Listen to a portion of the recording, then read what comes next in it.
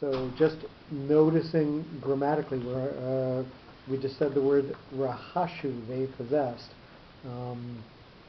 When you have a biblical word that comes at a melech, at a note that you stop on, you will lengthen one of the vowel signs. So we're going to come to this very same word later on, and we're going to say that it's in the middle of a phrase, and it's going to say rachshu, which would be the more correct pronunciation of this word that they possessed, or they had inherited. And here, when we're at a stopping phrase, when we're at a katon, which tells us that there's a pause after it, we lengthen the vowel sounds, and you see rahashu rather than rachshu. So we'll point that out again when we come in a couple of sentences to that same word in a misharit sense, in the sense of a note that continues the phrase on. Viet hanefesh with the tipcha, number 10.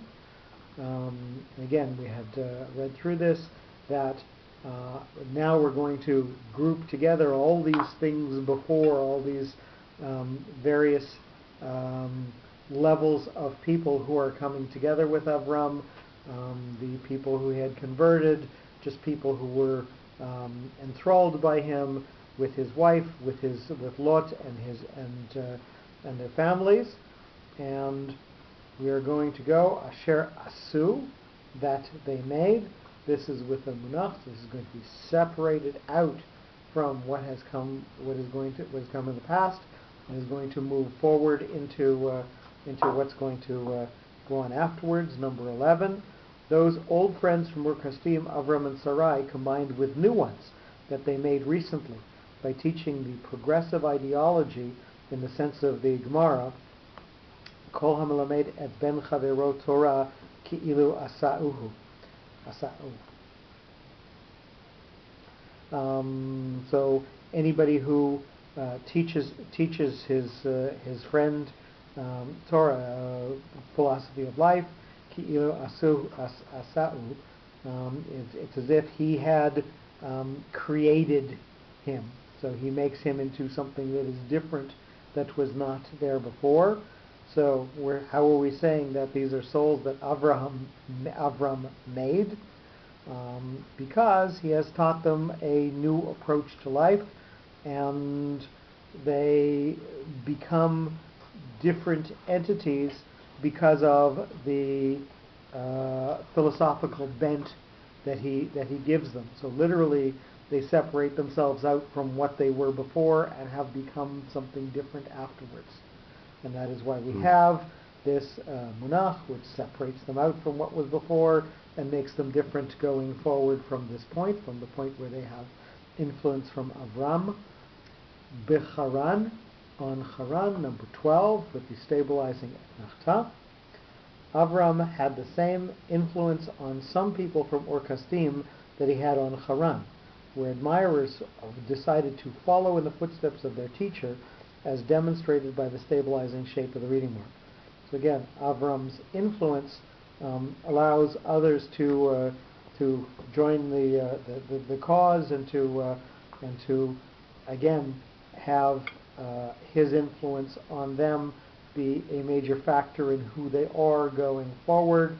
And certainly this is yet another group of people who take his influence and use it to build something going forward.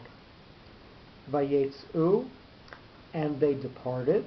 And this is with the Rivi'i. So again, we always note the broadness in the Rivi'i and the fact that it stands alone and it pauses afterwards. Number 13, by the example of Avram and Sarai, their admirers did likewise. And they departed together from Haran, accepting the unknown goal, as depicted by the broad meaning of the reading mark.